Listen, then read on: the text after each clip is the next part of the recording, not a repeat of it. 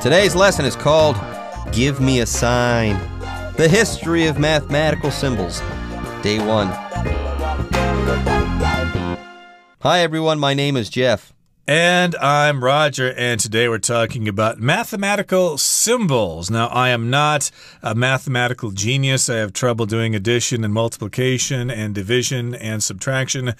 Those are some of the basic functions in mathematics, but at least I know those symbols, okay? Addition is the plus sign, minus is just a little kind of dash there, equals is two parallel lines, etc., etc. But hey, you may not know exactly where these symbols came from. We just kind of take them for granted. We see them, we know what they mean.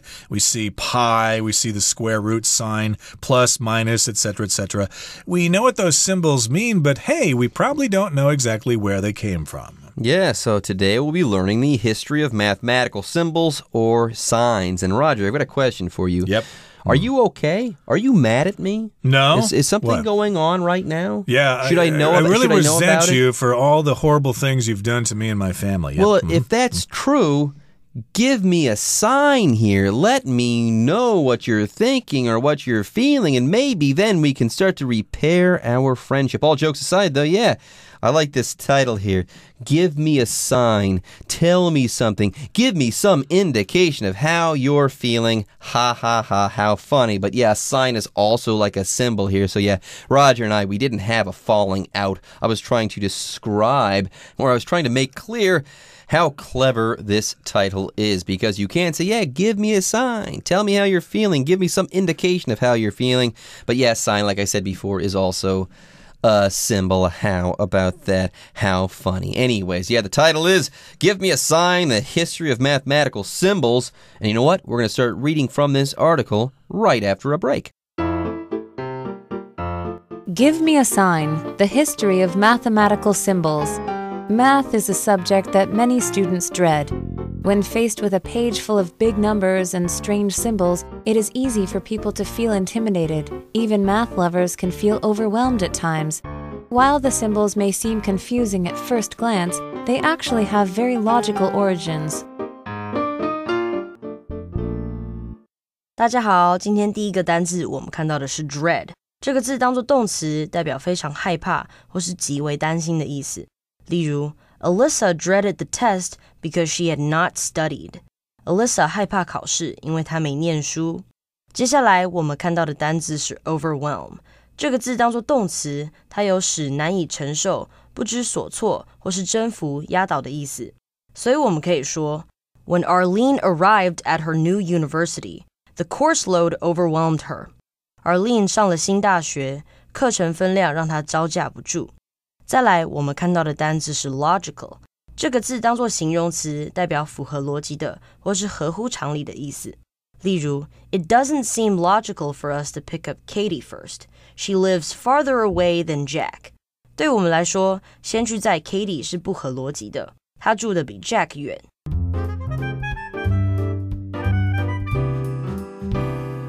Okay, so we're talking about signs or symbols, things that represent broader concepts. So we want to talk about the history of mathematical symbols, okay? And I did touch on some of those symbols before. We'll talk about them in detail in today's lesson. But again, those symbols are basically those little signs between the numbers, okay? Various symbols indicate certain functions in mathematics. So let's get to it.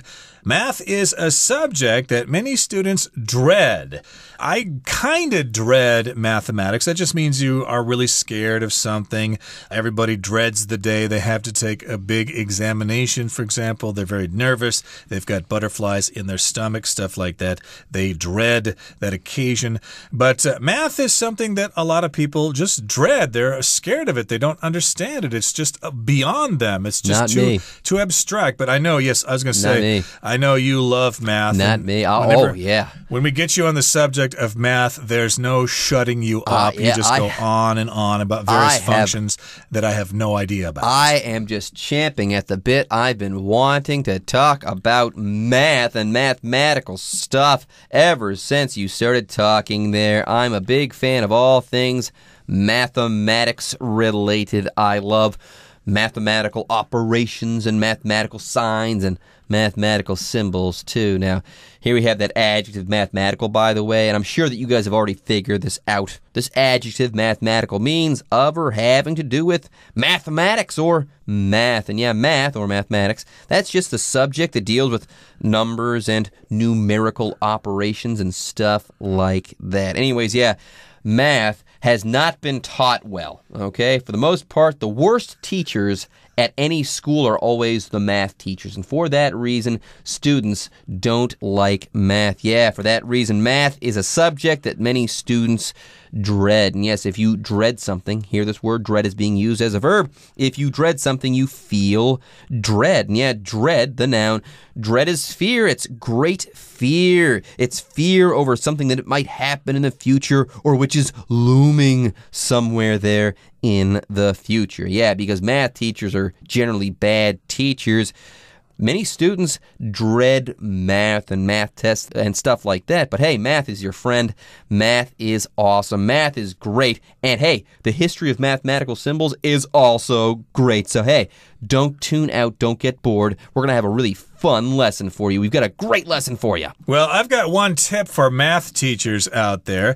Just tell us what all of this stuff is for, okay? They never told us why we were doing the FOIL method and what the heck tangent and cosine and all that stuff means. They just didn't tell us how you can apply it to the real world. If you can do that, if you can tell us how we can incorporate that into our lives, then maybe we won't dread math so much. But as it stands, math is just a bunch of numbers that don't mean anything to me at all. But in any case here, yes, lots of people dread mathematics when faced with a page full of big numbers and strange symbols. It is easy for people to feel intimidated.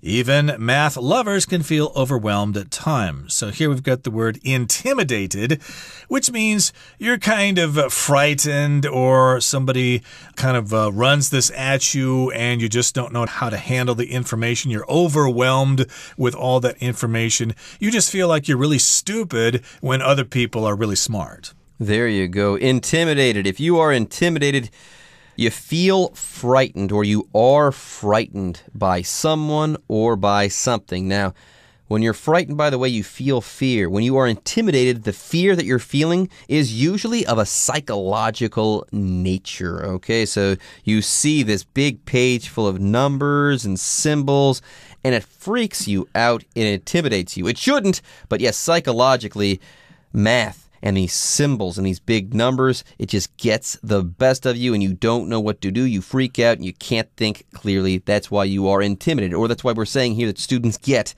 intimidated. Now, there's more. It says here that, yeah, very often people feel intimidated when they look at a page full of big numbers and strange symbols. But even math lovers can feel overwhelmed at times. Yeah, the use of symbols is far-reaching in mathematics, and in some fields, the symbols are crazy. So yeah, even math lovers like me can feel overwhelmed at times. Now here, let's talk about this word overwhelmed. If you are overwhelmed by something, you are overpowered by that thing, metaphorically speaking. Yeah, if you're overwhelmed by something, you're kind of buried by that thing, so to speak. Yes, again, we're being metaphorical here. Yes, if something overwhelms you, it has a strong influence, effect, or impact on you, one that you can't handle or over which you have little or no control. So notice that here, when you're overwhelmed by something, yeah, that thing buries you, and we're definitely using this word with a negative connotation. Yep, you can feel it's just too much sometimes. At times just means sometimes. While the symbols may seem confusing at first glance, they actually have very logical origins. So when you see these symbols, they might seem to you confusing. You might think, geez, what the heck are these symbols supposed to mean? Is it a whole new written language or something from ancient Babylonia or something like that? It's confusing. I don't know what to make of it. That, of course, means it's confusing at first glance. That means when you first look at it and when you don't understand anything, yes, indeed, it can be Greek to you. My goodness, what the heck is all this stuff supposed to mean? But I suppose if you learn learn about their logical origins, then it will start to make sense to you. Now, here we've got the word logical, which means it makes sense, it's logical, it's reasonable, it has a set of rules that it follows. Yeah, if something is logical, it's reasonable, it's sensible. If something is logical, it just makes sense. That's all there is to it. Now, before we take a break, we also have this phrase, at first glance. Okay? At first glance means upon first seeing something, upon first coming into contact with something, or upon first considering something, and the list can go on and on. That's what this particular phrase means. Okay, folks, with that, it's time for us to take a break, but don't go away. We'll be right back after this. Before the invention of mathematical symbols, mathematicians had no choice but to write out their work using words. In the 16th century, a wealth mathematician became tired of writing out is equal to. To make his life easier, he came up with a symbol to represent the phrase, choosing two parallel lines because he thought this was a perfect way to represent equality. The equal sign caught on and is still used today. 第二部分我们看到的单字是 invention， 这个字当作名词，它有发明、创造或是发明物的意思。例如，电脑的发明改变了人们生活的方式。英文可以这么说 ：The invention of computers has changed the way people live。再来，我们看到的单字是 parallel， 这个字当作形容词，代表平行的、并列的意思。所以我们可以说 Between the parallel rows of trees is a walking path。在平行的树中间是人行步道。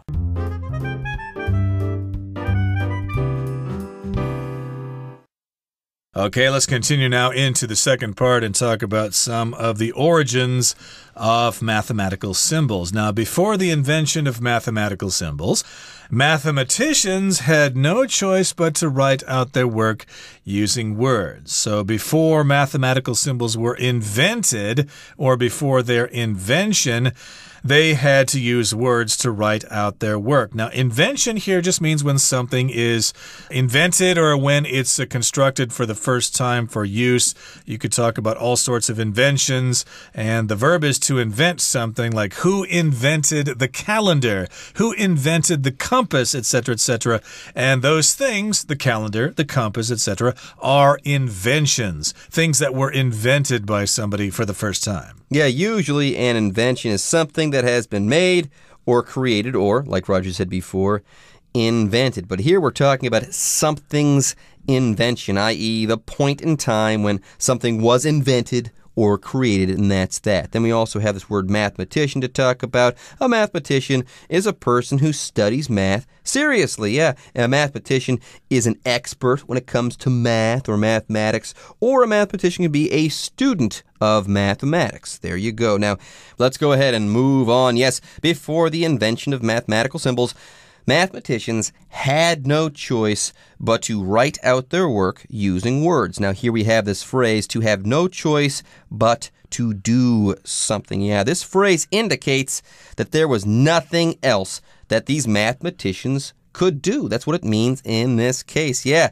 these mathematicians had no other choice or option but to write out their work using words. Yeah, being a mathematician, you kind of want to use symbols and numbers, but back in the day there, before these symbols were invented, mathematicians, they had to do this. They had to write things out using words. Yes, they had no choice but to write them out using words. Like when I was a kid, I broke Mrs. Brunsvold's window and I got caught, so I had no choice but to apologize to her.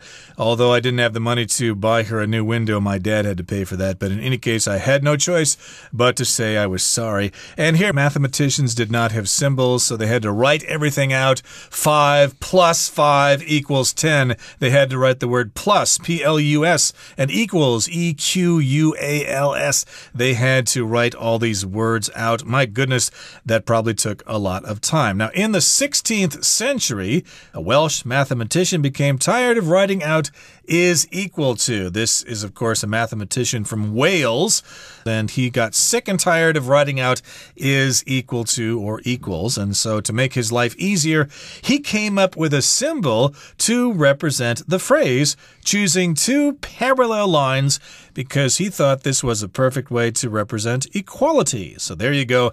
The equals sign was invented by a Welshman. He used these two parallel lines, and two lines are parallel when they run in the same direction, but they don't get closer or get farther away from each other. Yep, two parallel lines. They move in the same direction, but they do not ever intersect. Anyways, the equals sign caught on and is still used today. How about that? All right, folks, with that, it's time for us to take a break, but don't go away. When we come back, we'll be wrapping up day one of our lesson. Another basic symbol in mathematics is the plus sign. Unlike the equals sign, addition was expressed in many different ways throughout history. The ancient Egyptians drew a pair of legs walking forward to show addition, whereas 15th century Europeans used a lowercase p for plus. The plus sign that we use today is a shortened version of the Latin word et, meaning and. The minus sign does not have a clear origin, although some suggest that it developed from the bar used by early scribes as shorthand for the letter M, itself short for minus. 今天最后一个单字，我们看到的是 version。这个字当作名词，它有版本或是变化形式的意思，所以我们可以说 Mary didn't like the new version of the video game and preferred the older one. Mary 比较喜欢旧版的游戏，不喜欢最新版的。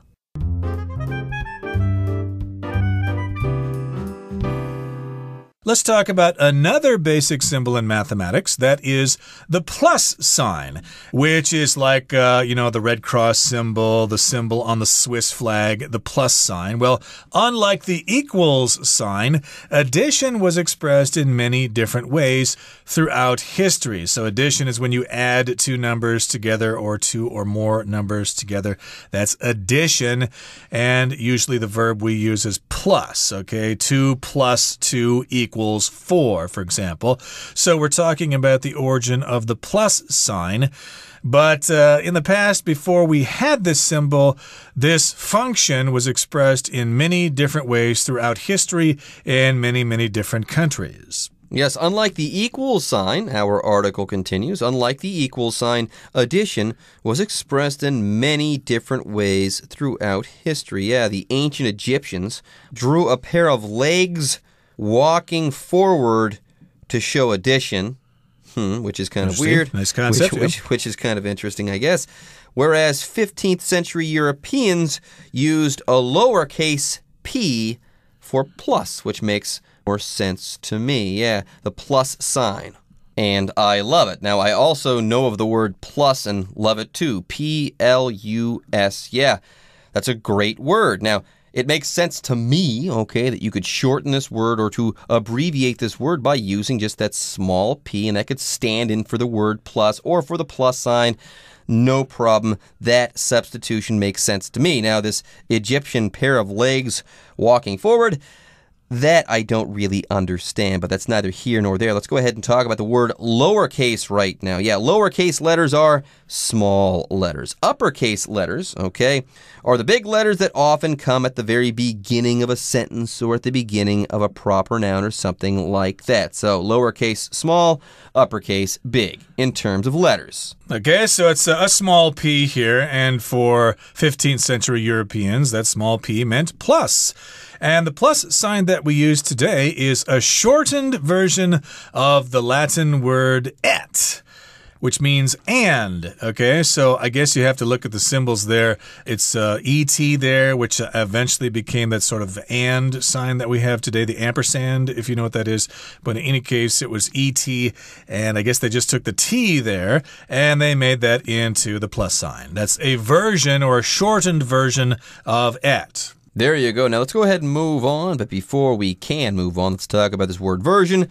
A version is a form of something, okay? One of the forms of something that has changed over time. Now, let's go ahead and start talking about the minus sign. Get this, the minus sign does not have a clear origin, although some suggest that it developed from the bar used by early scribes as shorthand for the letter M, itself short for minus. So yeah, the P that used to mean plus, that was short for plus, the same way that the letter M was used, and it was short for the word minus. Then further, scribes apparently used to indicate the use of this word minus in the letter M by just using this bar. And yeah, we now see this bar and we think subtraction. How about that? Or we think, yeah, that's the minus sign. Now, before we take a break, let's talk about the word scribe. A scribe is a person from ancient times who wrote things or copied things like documents. Yeah, books had to be written by hand in ancient history, and they were written by scribes. Shorthand, of course, is a series of symbols in which you can simplify a language. Say if your boss is dictating a letter to you and you're the secretary and you're later going to type up that letter. So there you go. That's where the minus sign comes from. Itself here, that line is short for minus. Okay, that brings us to the end of our lesson for today. Here comes our Chinese teacher.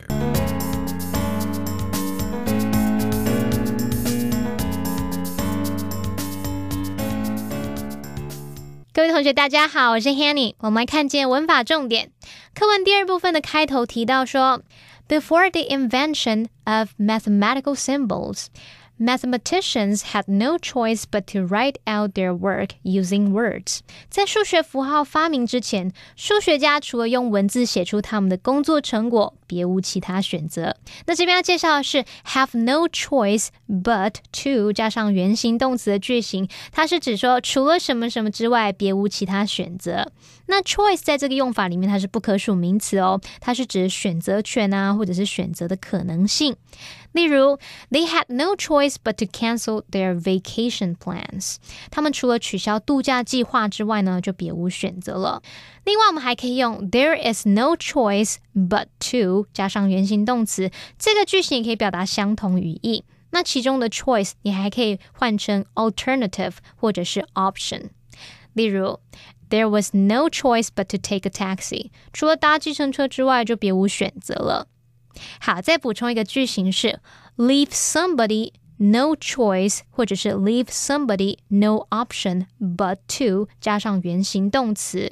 那么这个No choice 或是 no option 前面也有人会把它加上 with， 这表达某人除了什么什么之外别无选择。例如 The scandal left the politician no option but to resign.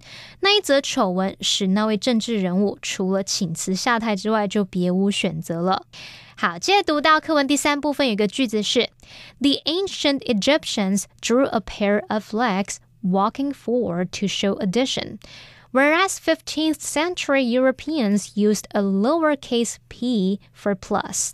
句子里面这个 lowercase 它是形容词，形容小写字体的。那当名词也可以表达小写字母。好，那补充一下，相反的你可以用 uppercase uppercase uppercase 是形容大写字体的，那当名词可以指大写字母。至于文中的 a pair of legs 后面这个 walking forward 它是分词片语，它是从形容词子句 that were walking forward 或者是 which were walking forward 简化而来，也就是省略关系代名词，然后动词只保留现在分词 walking 就形成分词片语walking forward。 最后再补充一个重点，连接词 whereas 它表示而然而，是用来连接两个对比或者是不同的陈述。那 while 也有这个用法哦，它们的句型是主词加动词什么什么，然后你用 whereas 或者是 while 加上主词加动词。好，那么 whereas 或者是 while 引导的子句，你也可以把它摆在主要子句的前面。例如 Whereas Alice enjoys classical music,Her boyfriend prefers pop music. Alice 喜爱古典乐，而她的男朋友比较喜欢流行乐。好，以上是今天的重点整理，接着我们来回顾今天的单字吧。Dread. The girl is afraid of the dark and dreads sleeping without a nightlight. Overwhelm. I was overwhelmed with guilt when I realized I forgot my mom's birthday. Logical. Since Ethan left before us, it's logical to assume that he will arrive first. Invention. The battery was an invention made in 1800 by Alessandro Volta. Parallel. The farmer planted 30 parallel rows of corn in his field. Version. Carrie downloaded the latest version of Apple's software for her iPad. Okay, everyone. With that, today's article is now complete. But, as always, we sure hope that you guys have enjoyed reading along with us. Anyways, I'm Jeff. I am Roger. See you next time.